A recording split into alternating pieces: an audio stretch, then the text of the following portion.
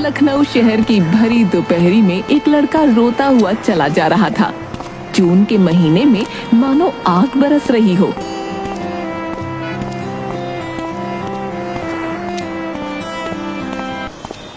हे भगवान, मैं कहाँ जाऊं, क्या करूं? मेरे पास तो फूटी कौड़ी भी नहीं है और भूख लग रही है वो अलग। मुझे क्या खबर थी कि मुझे एक दिन ऐसा भी देखने को मिलेगा। गला सूखा जा रहा है।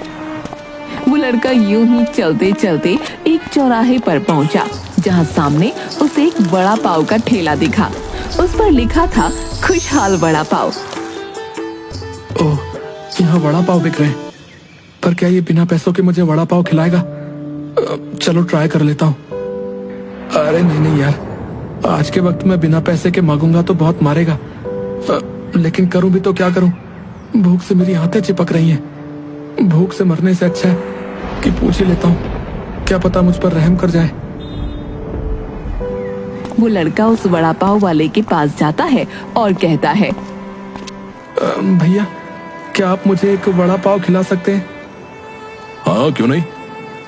पर मेरे पास पैसे नहीं है और मुझे बहुत तेज भूख लग रही है। आप मुझे आज खिला दीजिए, मैं कुछ टाइम में आपका पैसा लौटा दूंगा। चलो कोई बात नहीं, ये लो वड़ा पाव खा लो। देखने में तो किसी अच्छे घराने के लगते हो। थैंक यू सो मच खुशहाल जी, भगवान आपका भला करे। वो लड़का वहीं फुटपाथ पर बैठकर वड़ा पाव खाने लगा, पर वो रो रहा था। उसे रोता देखकर खुशहाल ने उससे पूछा, क्या बात है बेटा, रो क्यों रहे हो? क्या हुआ? और घर कहाँ है तुम्हारा? अरे मैं क्या बताऊं आपको, आप मेरी बातों का विश्वास नहीं करेंगे। किस्मत का मारा हूं। दरअसल मैं इस शहर के मशहूर बिजनेसमैन संजय मल्होत्रा का बेटा नीरज हूँ, लेकिन किसी को यह नहीं पता कि मेरी माँ सौतेली है। वो मुझसे बहुत नफरत करती है। उन्होंने मेरे पापा के विदेश जाते ही मुझे घर से निकाल दिया। हे भगवान, ये तो बहुत बुरा हुआ तुम्हारे साथ। तो तुम्हारे पापा वापस कब आएंगे बेटा? एक हफ्ते के बाद, पता नहीं। मैं तब तक कहाँ रहूंगा, क्या खाऊंगा, क्या पीऊंगा? नीरज की ये बातें सुनकर खुशहाल सोच में पड़ गया। थोड़ी देर तो वो चुप रहा, पर फिर बोला, अब वैसे तू चाहे तो मेरे घर में रह सकता है, मैं अकेला ही रहता हूँ। सच में? आप तो सच में देवता आदमी हो। हाँ, लेकिन मुफ्त में नहीं। बदले में मेरे ठेले पर मेरे साथ काम करना पड़ेगा। मंजूर हो तो बताओ, मैं फ्री में रोज तुम्हें नहीं खिला सकता भाई। हाँ, मुझे मंजूर है मुझे। मैं ये सब काम करूंगा जो आप मुझे कहोगे। तो ठीक है, फिर चलो मेरे साथ। खुशहाल नीरज को अपने घर ले जाता है और उसे लेटने के लिए बिस्तर देता है। नीरज खुश हो जाता है कि चलो, कम से कम उसे सिर छिपाने के लिए जगह तो मिली। अगले दिन वो खुशहाल के साथ ठेला लेकर बाजार पहुंचता है। हाँ भाई, तो करें आज के काम की शुरुआत। मुझे ये सब काम आता नहीं है, आप सिखा दीजिएगा। हाँ, बेफिक्र रहो, बस मैं जैसा कहता जाऊं वैसे करते जाना। ये कोई रॉकेट साइंस नहीं है। ठीक है, मैं तैयार हूँ। देखो, सबसे पहले ये समझ लो कि हर कस्टमर की पसंद अलग होती है। जब भी कोई कुछ लेने आए तो ध्यान से सुनो और फिर उसे वैसी ही चीज दो जैसी वो चाहता है, समझे? जी भैया, समझ गया। तभी एक कस्टमर ठेले पर आया और वड़ा पाव मांगने लगा। हाँ भाई, जल्दी से एक वड़ा पाव देना, बहुत भूख लग रही है यार। हाँ भैया, अभी देता हूँ।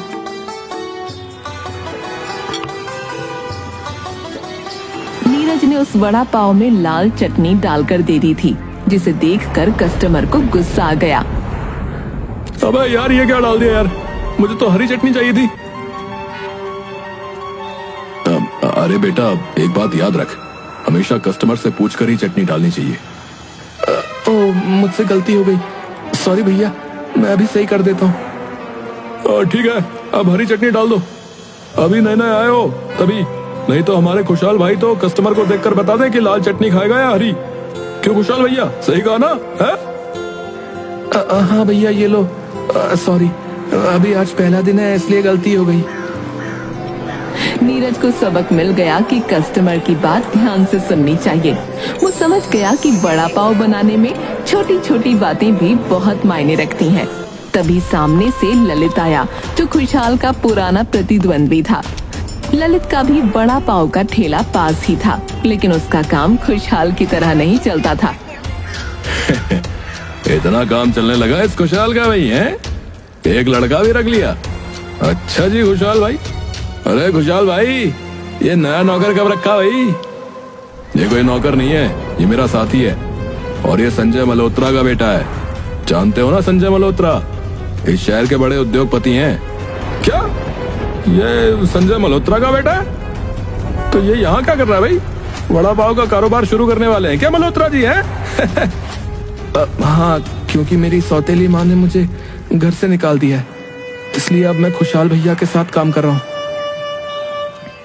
अच्छा, तो बच के रहना भाई, ये खुशहाल तुम्हें बेचकर खा जाएगा। मुझे पता है तुम्हारा काम नहीं चलता है, इसलिए तुम खुशहाल भैया से जलते हो, पर इतने भी पागल न बनो कि कुछ भी बकने लगो। ललित वहाँ से जलन में भरा हुआ चला गया। 2-3 दिन बाद एक सुबह खुशहाल की तबीयत अचानक खराब हो गई। नीरज, आज मेरी तबीयत बिल्कुल ठीक नहीं है। आज तू ठेला अकेले लेकर चला जा। मुझे लगता है मैं आज बाजार नहीं जा पाऊंगा। और अच्छे से कस्टमर देखना, किसी को कोई शिकायत ना आए, समझे? अकेले भैया मैं कैसे कर पाऊंगा? अरे तूने सब कुछ सीख लिया है, मुझे तुझ पर पूरा यकीन है, तू कर लेगा। ठीक है भैया, मैं कोशिश करूंगा। नीरज ठेला लेकर बाजार चला गया और वड़ा पाव बेचने लगा। शाम तक खुशहाल उसकी वापसी का इंतजार करता रहा, लेकिन नीरज नहीं लौटा। जैसे तैसे रात हो गई। खुशहाल की बेचैनी धीरे धीरे शक में बदल गई। उसे लगने लगा कि नीरज उसे धोखा देकर ठेला लेकर भाग गया है। उसने सीधे नीरज के पिता संजय मल्होत्रा के घर जाने का फैसला किया। मुझे उसके पिता से ही बात करनी होगी। ये लड़का जरूर मेरा ठेला लेकर भाग गया है। खुशहाल संजय मल्होत्रा के बड़े से घर के गेट पर पहुंचा, लेकिन वहां गार्ड उसे अंदर जाने से रोक रहा था। ओए, कहाँ जा रहे हो? ये कोई साधारण जगह नहीं है, यहाँ ऐसे नहीं जा सकते। मुझे संजय मल्होत्रा से मिलना है, ये बहुत जरूरी है। तुम जैसे लोग रोज आते हैं यहाँ पे, निकलो यहाँ से। अरे मैं भीख मांगने नहीं आया हूँ, उनका बेटा मेरे ठेले के साथ गायब हो गया है। अच्छा ठहरो, मैं अंदर बात करता हूँ। कुछ देर बाद गार्ड ने उसे अंदर जाने दिया। खुशहाल हॉल में पहुंचा, जहां संजय और उनकी पत्नी माया बैठे थे। हाँ बताइए, क्या बात है? साहब मैं खुशहाल हूँ, वड़ा पाव वाला। आपका बेटा नीरज मेरे पास कुछ दिनों से रह रहा था। आज वो मेरा ठेला लेकर भाग गया है। क्या? नीरज हमारा बेटा? जी हाँ, उसने मुझे बताया था कि उसकी सौतेली माँ ने उसे घर से निकाल दिया है। क्या बकवास कर रहे हो तुम? ये सरासर झूठ है। हम दोनों उसके सगे माँ बाप हैं।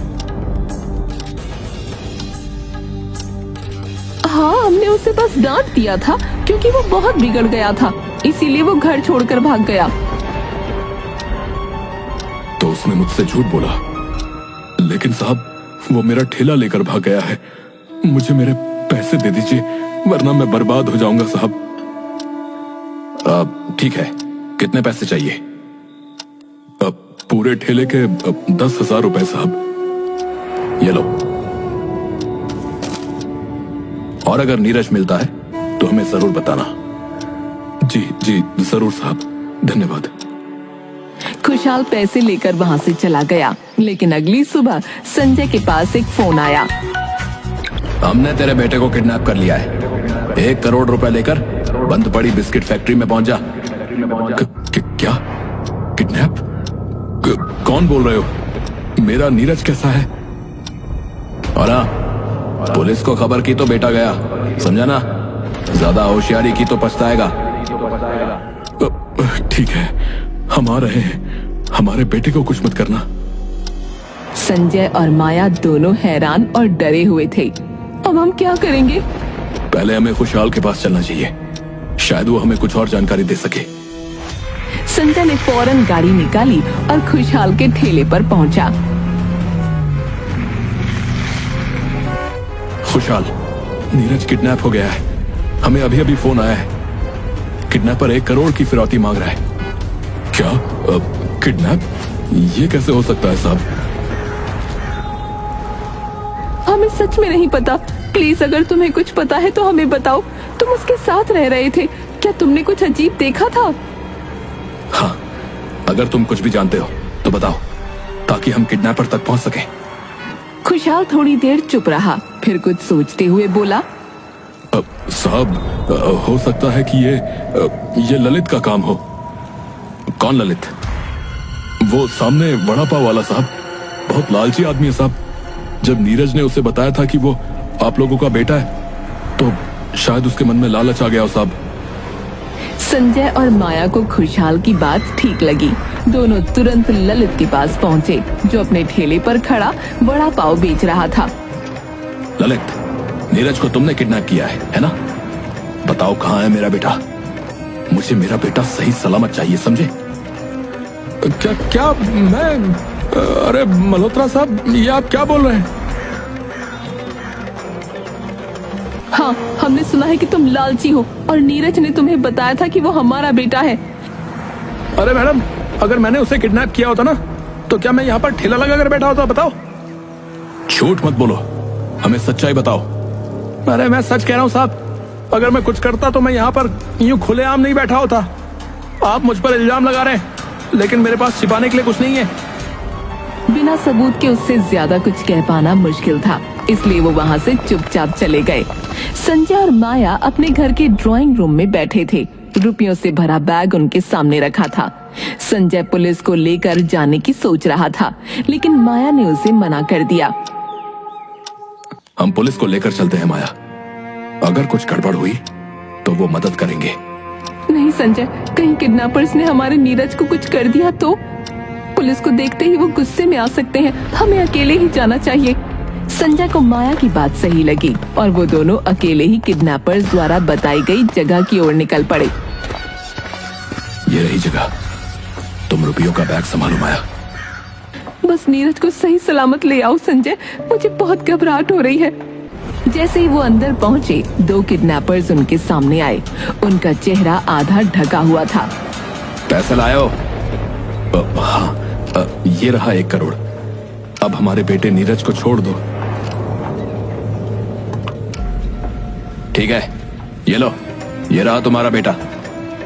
जैसे ही उन्होंने एक लड़के को सामने लाकर खड़ा किया, संजय और माया दोनों चौंक गए। वो लड़का उनका बेटा नहीं था।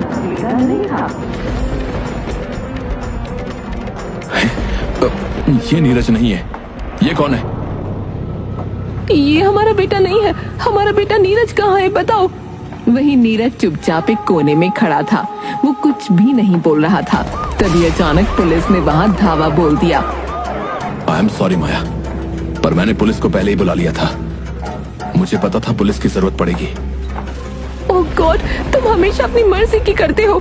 पुलिस ने तुरंत किडनैपर्स को पकड़ लिया। इंस्पेक्टर ने उनसे कड़ी पूछताछ की। अरे बड़ा शौक है किडनैपिंग करने का भाई। अब जेल में खेलना किडनैपिंग। हमने अपनी मर्जी से इसे किडनैप नहीं किया था। हमें वड़ा पाव वाले खुशहाल ने पैसे दिए थे ऐसा करने के लिए। हम तो छोटे मोटे चोर हैं। इस बार खुशहाल ने हमें लालच दिया कि अगर ऐसा करोगे तो पूरे 2 लाख रुपए दूंगा। हमें छोड़ दो सर। ये सुनते ही संजय और माया दोनों चौंक गए। वो सब तुरंत खुशहाल के पास पहुंचे ताकि सच का पता लगा सकें। खुशहाल ने जैसे ही उन्हें देखा, वो घबरा गया। तुमने हमसे झूठ क्यों बोला कि हमारा बेटा तुम्हारे पास आया था? और ये क्या नाटक है कि तुमने उसे किडनैप करवाया? ये तो हमारा बेटा है ही नहीं। मैं खुद कुछ नहीं समझ पा रहा हूँ साहब। मैंने इसे आपका बेटा ही समझा था, क्योंकि इसने खुद ही बताया था। खुशहाल की घबराई हुई आवाज से साफ था कि वो सच्चाई से बेखबर था। तभी नीरज, जो असल में नीरज नहीं था, आगे आया और सच का खुलासा किया। मेरा नाम नीरज नहीं, मोहन है। मोहन? हूँ कौन और मेरा बेटा कहाँ है?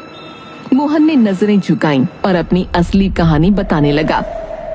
मुझे आपके बेटे के बारे में तो नहीं पता, पर मैं कानपुर से यहाँ काम की तलाश में आया था। मेरे पास रहने की जगह नहीं थी, तो एक दिन मैं आपके घर के बाहर से गुजर रहा था कि मैंने आप लोगों को नीरज को डांटते हुए सुना और उसके बाद उसे गुस्से में घर से बाहर निकलते हुए देखा। यहाँ मुझे आप लोगों का नाम पता चल चुका था। उसके बाद जब मैं भूख से बेहाल था, तब मुझे सामने खुशहाल का वड़ा पाव ठेला दिखा। इससे मुझे यहाँ फ्री में रहने को मिल गया और काम भी। पर मेरा झूठ मुझे भारी पड़ गया और मुझे किडनैप करवा दिया गया। ये तो तुमने अपनी कहानी बता दी, लेकिन ठीक उसी दिन से गुस्से में घर से निकला मेरा बेटा अभी तक नहीं लौटा है। कहाँ होगा वो? किस हालत में होगा मेरा नीरज? हमें लगा जवान खून है, गुस्से में निकला है, लौट आएगा, पर अभी तक नहीं आया। पुलिस ने खुशहाल को गिरफ्तार कर लिया, लेकिन संजय और माया अभी भी परेशान थे। उनका असली सवाल अब भी बाकी था, उनका बेटा नीरज कहाँ है? तभी संजय का फोन बजा। कॉल किडनैपर का था। 1 करोड़ लेकर पुराने तालाब के पास आ जाओ, वरना तुम्हारा बेटा गया। और पुलिस को खबर करी तो इसका खेल खत्म समझो। किडनैपर ने ये बोलकर फोन डिस्कनेक्ट कर दिया। संजय ने सबको ये बात बताई। वो सब एक बार और किडनैपर को पकड़ने चल दिए। बाकी लोग छिप गए और संजय अकेला तालाब के पास पहुंचा। आवाज आई, बैग वहीं रख दो और पीछे हट जाओ। एक बार चेक कर लो, फिर तुम्हारे बेटे को भेजता हूँ। संजय बैग रखकर पीछे हटने लगा और एक नकाबपोश उस बैग को चेक करने आया। तभी पुलिस ने उस पर धावा बोल दिया। उन्होंने पकड़कर उसका नकाब उतारा और थप्पड़ मारकर बोले, नीरज कहाँ है? अरे ये तो नीरज ही है। अरे ये तो नीरज ही है। क्या नीरज? क्या नीरज? नीरज ये क्या नाटक है? आप लोग कभी मुझे मेरी मनमर्जी के पैसे नहीं देते तो मैं और क्या करता? इतनी सब शानो शौकत होने के बावजूद एक भिखारी की तरह पैसे मांगने पड़ते हैं मुझे। क्यों? हे भगवान, तूने पैसों के लिए किडनैप होने का नाटक किया। हम तुम्हें एक अच्छा इंसान बनाना चाहते हैं बेटा, ना कि अपने माँ बाप के पैसों पर ऐश करने वाला बिगड़ैल। जब तुम अच्छे इंसान बन जाओगे, पैसे की अहमियत समझ जाओगे, तो तुम्हारे पिता की सारी जमा पूंजी तुम्हारी ही होगी मेरे बच्चे। अब अपनी माँ की बात समझ में आई या नहीं? तुम्हारी वजह से कितने लोग परेशान हैं। तुम्हें कोई फर्क नहीं पड़ता। मैंने तुम्हें जरूरत की सब चीजें दी हुई है नीरज, लेकिन अय्याशी के लिए तुम्हें एक ठेला भी नहीं दूंगा, समझ गए? इंस्पेक्टर साहब, आप अपनी कार्रवाई पूरी कीजिए। मल्होत्रा जी, केस तो सुलझ ही गया है, लेकिन कुछ फॉर्मेलिटीज हैं जिनके लिए आपको और नीरज को थाने चलना होगा। मैं आप सब लोगों से माफी मांगता हूं। आज के बाद मैं ऐसी बचकानी हरकत नहीं करूंगा। आई एम रियली सॉरी पापा। I am sorry mummy. मेरे बच्चे, भूल कर भी ऐसा दोबारा मत करना। उधर दूसरी ओर खुशहाल की माली हालत देखते हुए उसे एक वार्निंग देकर जेल से बरी कर दिया गया। उसके बाद खुशहाल भी पहले की तरह अच्छे से अपने बड़ा पाव के ठेले में व्यस्त हो गया।